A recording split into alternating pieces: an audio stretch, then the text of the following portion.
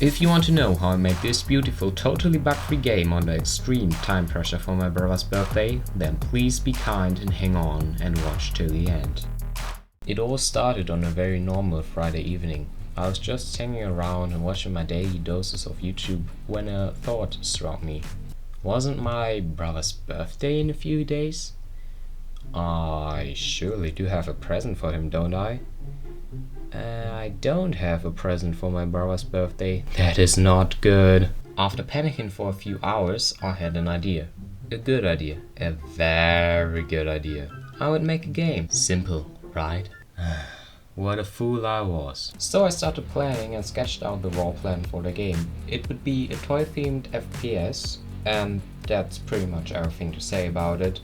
That I never quite did anything like this in that short period of time was future me's problem. And to make it even harder, I only started on the next day because I was lazy. Oh, I hate past me. I started by ruthlessly copying old code of mine to get the movement in game, and then stole, creatively as I am, another effect from an old project to make the splash for the water bomb. Oh wow! So beautiful and original! I mean, who's Picasso or Da Vinci against this?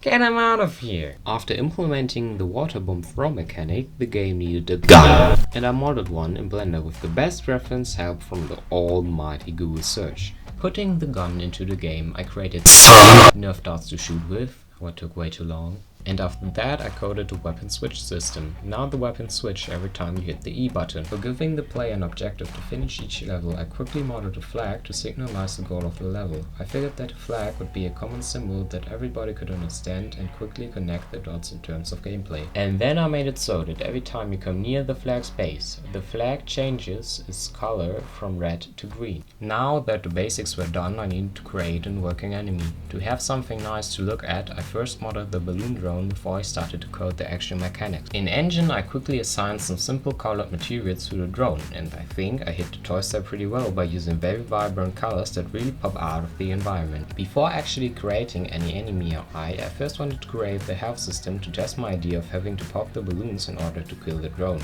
So I created a balloon explosion effect, which looked, if I may say so myself, pretty awesome obviously. To get an actual physics-based hovering for the balloon drone, I first tried to code it on my own, but after a few fruitless tries I just googled it and look, what's that? A completely finished code from Unity themselves. Don't mind if I do. The next small improvement on my list I had to make was to give the player's gun a small idle and shooting animation, so that way the game feels more alive. Because the water bomb was just a sphere, I didn't make an extra animation for it. For more diversity, I created another enemy. To be able to reuse the health system from before, I created a football enemy on which the balls were the main target. As it had become evening and I had to go to bed for school next morning, I didn't finish the enemy yet, but everything was good. Because I still had all the time in the world. Only one day left and I didn't even have one fucking level, and there was still no menu and no music and no sound effects. Oh fuck, I'm pretty fucked right now. The next hours became a blur where I just created level after level after level after level after level after level. Then it was already very late. I quickly threw together a menu and exported the project without any sound effects and music. But knowing my skills as a musician, that was probably anyway a good idea. Now I just have to open everything up and check if there are any bugs. So, as it turns out, there's one problem I encounter all the time when exporting something out of Unity. When using physics to values in the build, I'm completely screwed and everything is just weird.